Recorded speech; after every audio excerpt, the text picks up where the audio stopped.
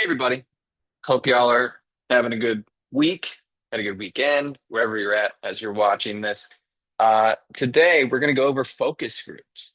We've gone over interviews in previous class sessions. So we've gone over those one-on-one in-depth conversations with that results in some really rich qualitative data. Well, think about focus groups in a very similar way. Okay, think about focus groups as an interview with multiple people going on at the same time. That's a one way you can simplify it and think about it that way. But we're going to go in depth and talking about focus groups in research. So let's get into it. So focus group research involves that type of organized discussion with a selected group of individuals in order to gain information about their views and experience on a topic. Again, similar to an interview.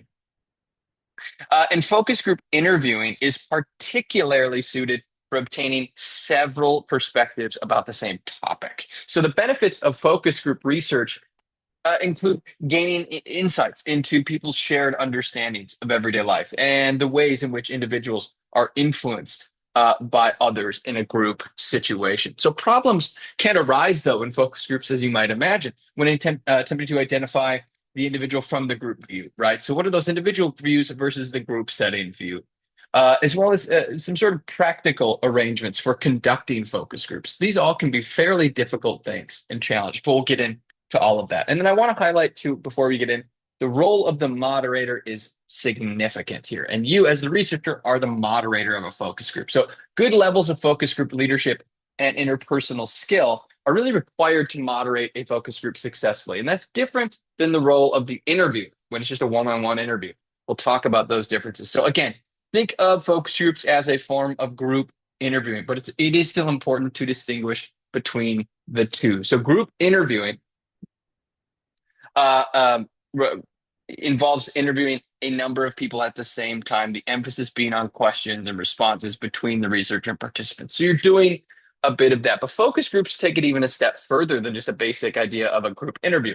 Focus groups rely on the interaction within the group based on topics that are supplied by the researcher. So in focus group settings, we are looking for that one-on-one dialogue, but we're also looking at the interpersonal dialogue, the group dialogue, that they're communicating with each other, not just the researcher. So that key characteristics that distinguish focus groups is the insight and data produced by the interaction, not just with the researcher and the participant, but across the participant. So if you're participating in a focus group and I'm the researcher, I'm also looking at not just what you tell me, but how you're interacting and talking with others in the focus group. So a size of focus group, typically 6 to 12 participants is a good common range, but that can differ based on study size, funding, the focus of the study. All those sorts of things can impact that. Some key benefits of focus groups. We'll get into this as well, but some key benefits is that focus groups captures shared understanding and group dynamics where interviews cannot. So the focus groups are ideal for exploring complex or sensitive topics and really highlighting how things like how social norms and peer influence shape attitudes. That can be really powerful to understand. And to focus groups, we can get a better avenue in doing so. Some key challenges, though, also arise in focus groups. So one could be around dominance. So maybe like one or two participants oftentimes can overshadow others. Who's more extroverted? Who's more wanting to exhibit their attitudes and perceptions? And then groupthink can also occur, where participants may conform to others' opinions and not be as forthright with their own. And some practical considerations when you think about focus groups are things like conducting in neutral, comfortable settings, using those audio and video recordings, just like we do in interviews, and then clearly defining your research topics. So all the things we've already talked about before, where you need a clear focus, you need to make sure that your focus, your research questions are all really well defined before you construct say a research instrument like an interview guide or a focus group guide that operate in similar ways. You need that strategic, narrow focus. But again, that's some key benefits and challenges. Let's get into it a little bit further. Why would you want to use focus groups? So the main purpose of a focus group, again, is to draw on respondents' attitudes, feelings, beliefs, and experiences and reactions in a way that it would not be feasible using other methods. For example, maybe observation methods or one-to-one interviewing or questionnaire surveys. Focus groups takes it and we get a different group social dynamic here. So these attitudes, feelings, and beliefs that we're covering here may be partially independent of a group or its social setting, but they're more likely to be revealed via that social gathering and the interaction, which being in a focus group actually entails, because you are in a group, and that group social setting is really important to take a look at. And so, compared to individual interviews, which aim to obtain individual attitudes, beliefs, and feelings about a certain topic, focus groups elicit a multiplicity of views and emotional processes within a group context. We get all those group dynamics, which are particularly interesting in a social research setting. So, the individual interview is easier for the researcher to control than a focus group, where participants may take greater initiative, or there may be like some of those things like I mentioned, dominance or groupthink happen. Compared to observation studies, like that you've done in field observations, a focus group enables the researcher to gain a larger amount of information in a shorter period of time, whereas observational methods tend to depend on waiting for things to happen, whereas the researcher follows an interview guide in a focus group in the same way you do in an interview.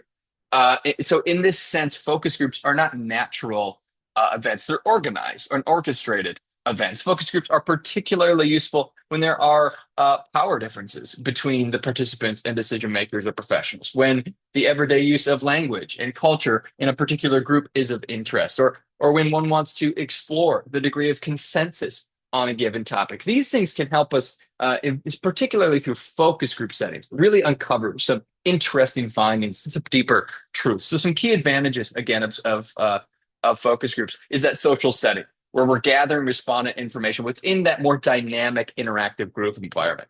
The multiplicity of views, so eliciting a diverse set of opinions and attitudes and emotional processes that emerge within group context rather than individual ones. And then salient insights. So this here we're focusing on what participants care about most regarding the topic or context. And we get that we can get a different level of information and data here in that group setting being a focus group. And there's a lot of applications for focus groups in the world. So in market research, they're quite common. So things like product development, advertising campaigns, consumer preferences, also in organizational research and consulting. So understanding employee dynamics or program feedback or client needs. And then, of course, in academic research too. So exploring group norms and shared experience and societal trends. These things, focus groups can be quite impactful. Some additional notes I wanted to mention is that, with your focus groups, we gain a really that unique perspective, right? So focus groups are particularly effective for capturing those things about attitudes, beliefs, and feelings that might not surface through individual interviews or those observations or surveys.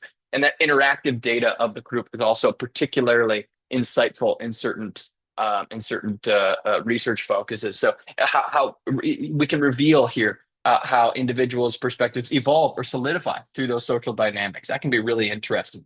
And then efficiency and depth. So compared to individual interviews, focus groups do yield a wider array of views on a single session, but they may reveal also some less depth per participant. If you have an hour with someone one versus an hour and a half with five different, six different, 10 different people, you might get more depth in those one-on-one interviews, but you're going to elicit a different type, a wider array of information in focus groups.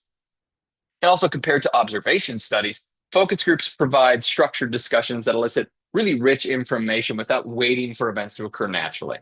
And then there are, like I mentioned, the strategic use of focus groups. So particularly valuable in exploring the degree of consensus on maybe like a controversial topic, investigating the language, norms, and culture of specific groups, and then, of course, addressing power imbalances between different participants and decision makers by providing like a space and a safe, comfortable space for that type of open dialogue. So these are a lot of the benefits and the reasons for why would we use focus groups. So let's talk about why and when to use focus groups. So let's talk about three key areas here. Number one, preliminary versus or preliminary or exploratory stages of a study. So focus groups can be ideal for uncovering key themes and concepts and areas for deeper exploration. Maybe we don't know where to start, right? Maybe we're like, where do we start on this topic? We know this is what we want to look at, but what should we start on?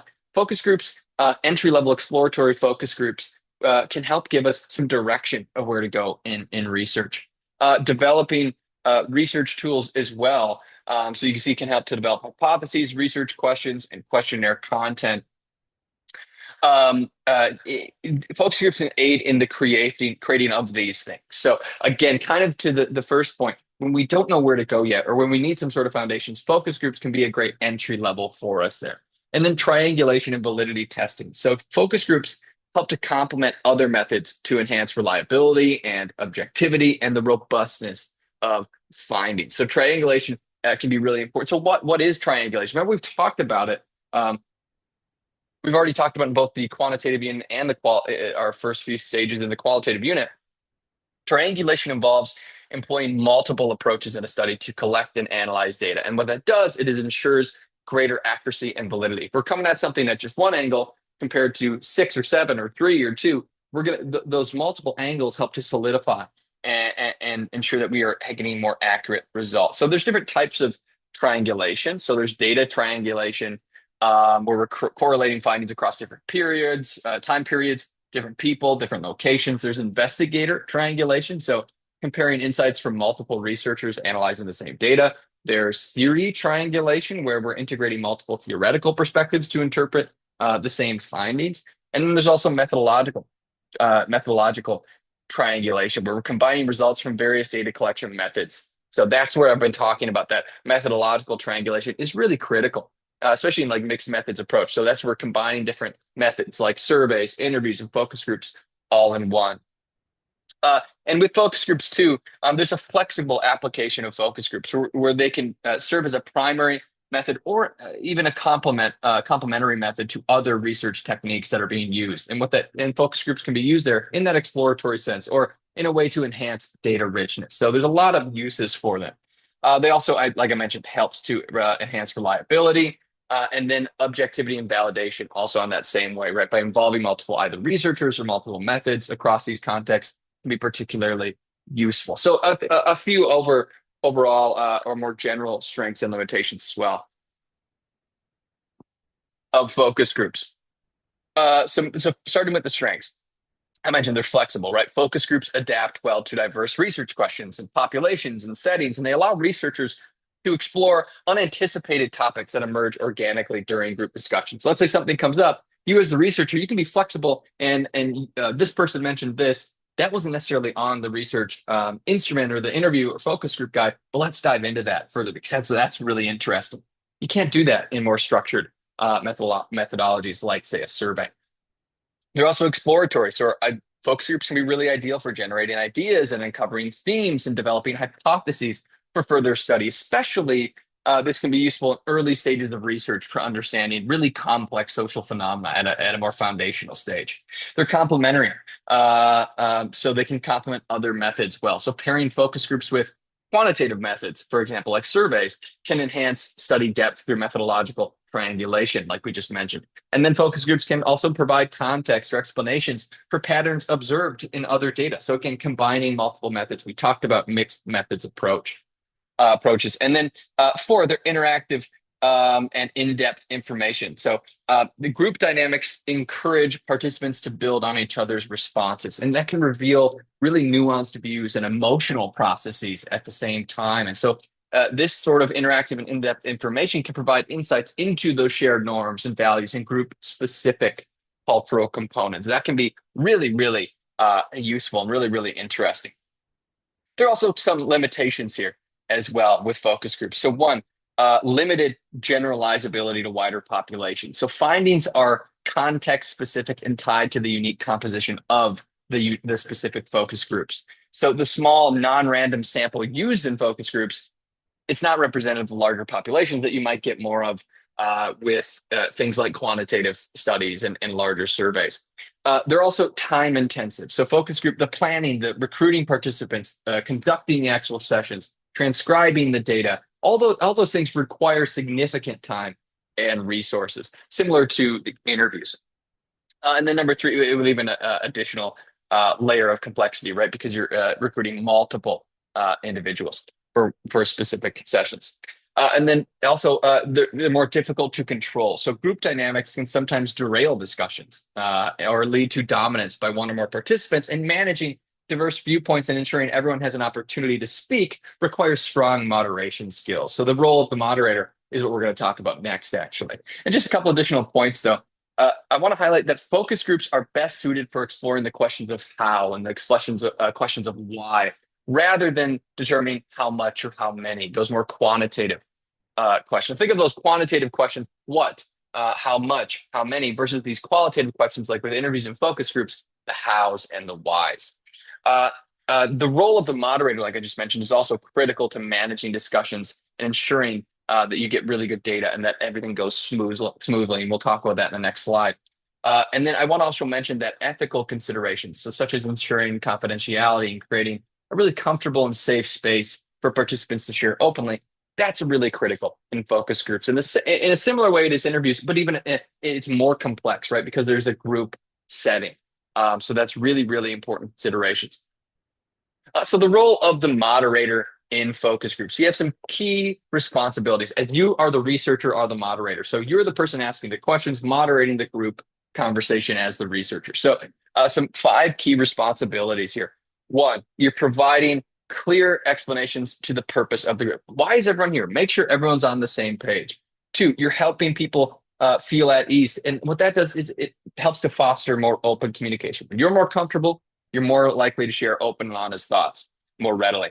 Three, facilitating interaction between group members by encouraging everyone to contribute. So here you're promoting debate and interaction by asking those open-ended questions and making sure you're not asking those just closed-ended questions that halts conversation. You're also respectfully challenging participants to deepen the discussion as well. So if someone says something, challenge that and say, well, say more about that. Or, well, why do you believe, well, this person said this, here's a conflicting thought. What are your thoughts now that you've been presented with that information? So making sure that you can respectfully challenge folks as well.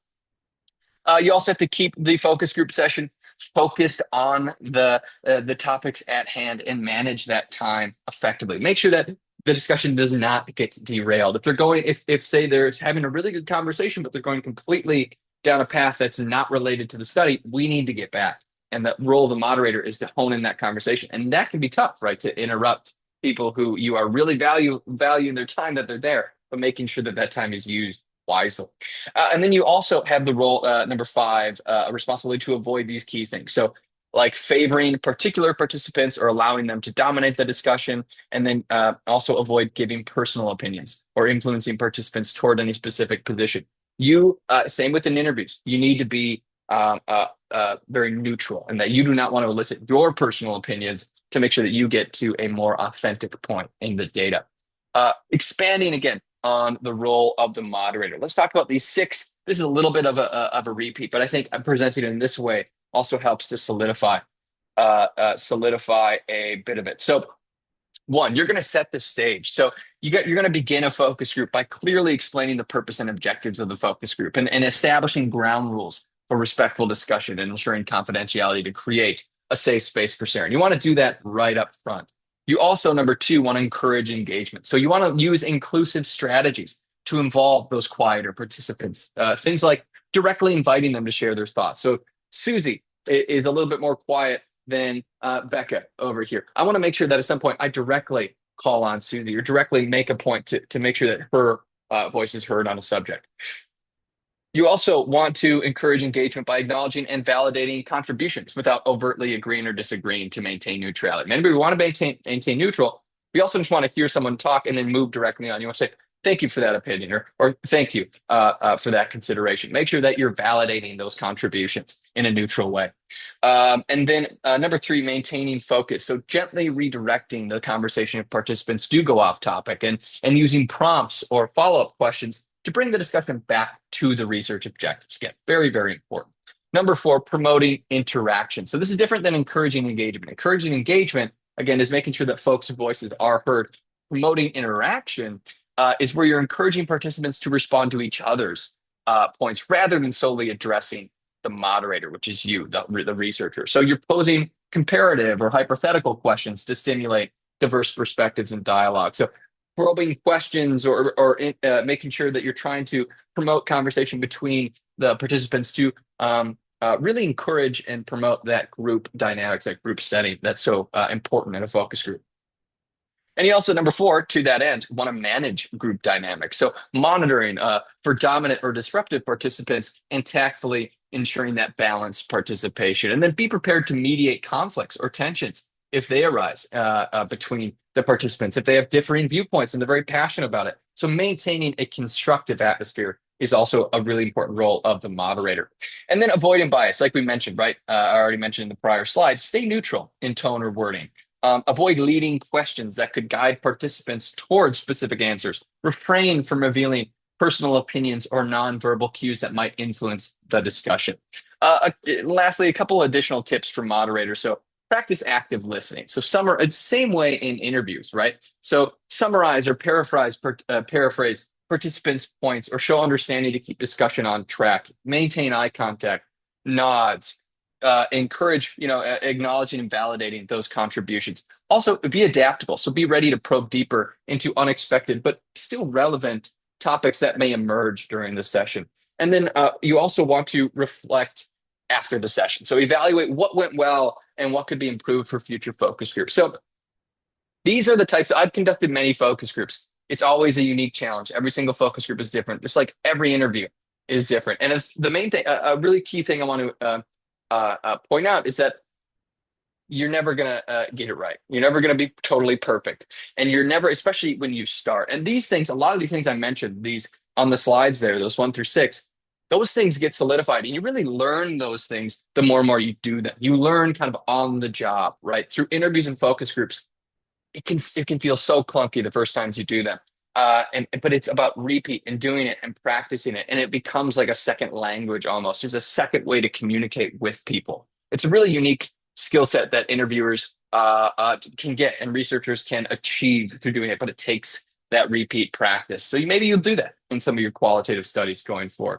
I want to hit a note on saturation. And this is important both when we talk about interviews and focus groups with qualitative research. So what is saturation? Saturation is a key concept in qualitative research that signals when to stop data collection. When are we stopping interviews? When are we no longer doing focus groups?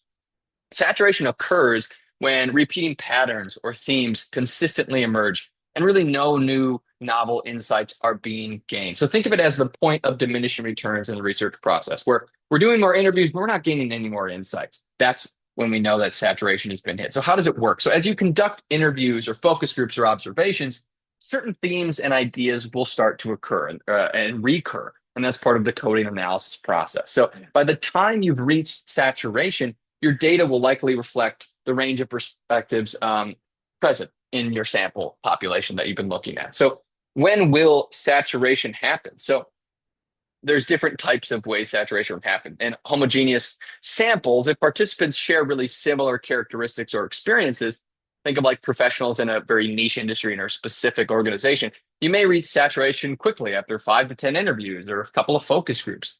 In more diverse samples for populations with a wide range of experience or traits, saturation may occur 30 plus interviews or 10 plus interviews or 30 plus focus groups down the line. In exploratory studies, in these cases, especially with really broad exploratory research questions, achieving full saturation may not even be feasible. These are where you're like, I'm going to set up to just do 5 and I'm going to figure out where to start from there. That's where you actually probably never will gain that saturation because you don't have that really focused research questions. And there are other factors impacting saturation that it's important to point out as well. So the quality of participant recruitment. So selecting participants who are relevant and informed about the research topic can accelerate that saturation process. So the quality of who do you need to recruit, making sure you get those folks in the room. An interview or focus group with interview them or have focus groups with them. And then depth versus breadth. So saturation is more likely to be achieved in studies focusing deeply on specific issues rather than studies aiming for a large scope, a large breadth across many, many different topics. And so as a practical example that I want to point out, in a graduate research project that I did a few years ago, when I was in graduate school, I conducted 32 interviews with artists across the state of Minnesota, or excuse me, across the state of Colorado. And I was trying to figure out when to stop the research, right? When should I continue going? And about the 25th interview, I thought, you know what? I think I've hit saturation. I think I've hit this. I think I'm good. Because I'm starting to receive the same themes, similar themes over and over.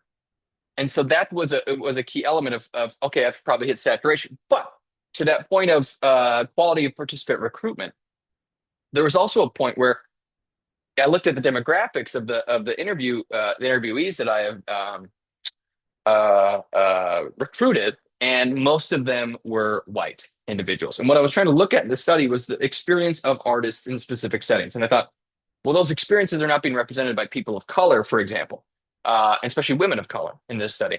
And so I said, well, I'm going to go about and do a few more. So I actually did seven more interviews, started with a couple here and there, making sure I was recruiting people and artists of color, and realized that I did not get saturation actually because there were new themes emerging because of people's unique experiences as non-white artists. And then about at the 32nd interview, started receiving that saturation again. So I had to make sure that I examined my own quality of participant recruitment and had better recruitment and made sure that I had to reach that point. So that's just one example. And actually, on the next slide, I've linked that study. But limitations around saturation that I just want to highlight as well is that saturation does not imply that the research findings are universally generalizable. It just reflects adequacy within the certain context and scope of that study, and it requires really careful judgment. Like I mentioned, right? Just because I had reached a certain level of saturation, it was a bit like artificial saturation because I hadn't actually identified and sought out all the unique perspectives that I needed to in my study. So it requires that careful judgment to decide when saturation has actually been adequately achieved, and particularly in less structured and in more exploratory studies as well. So let me show you an example of a study. I'm not going to actually walk through this whole thing, but this is a really good example of a study for you all, especially as you're getting into your final project stage. And as we've gone through quantitative and now qualitative research, that you can take a look, it's linked in the slides here, but you can take a look at this report that I wrote up a long time ago, and it might put you to sleep. So don't actually read it because it's 109 pages. Don't read it, but skim it, look through it, look how I've written up qualitative findings. Look at how I've written up um, uh, key themes and background research. And you can see, and this is where the 32 interviews were done, you can see all throughout the mix of quantitative and qualitative, and then me quantifying things like interviewee demographics and whatnot. So this is not necessarily specific focus groups, but you can start to see why saturation was reached because of those key themes. So again, just I wanted to point as a reference for you so you can actually see an example of how to write up qualitative thought findings and saturated qualitative findings and what these sort of methods in qualitative studies lead to. You can look at all of these things. So again, take a look at it. Hopefully it's of some use to you.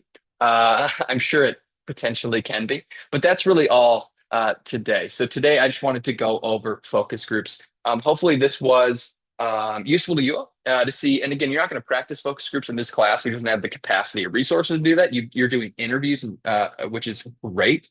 But think about how your interview settings now, think of that in a group setting, what those dynamics could and would be like if you were doing a focus group. So it's really fun to talk about these things. I love qualitative research, and I've heard from you all that you tend to love qualitative as well. But be thinking about these things and reference that final project, that report that I shared with you that I actually did as an example of how to write up these findings and what this can lead to. Other than that, as always, let me know if you want to meet one-on-one. Let me know if any questions that you have. Until then, we'll see you next time.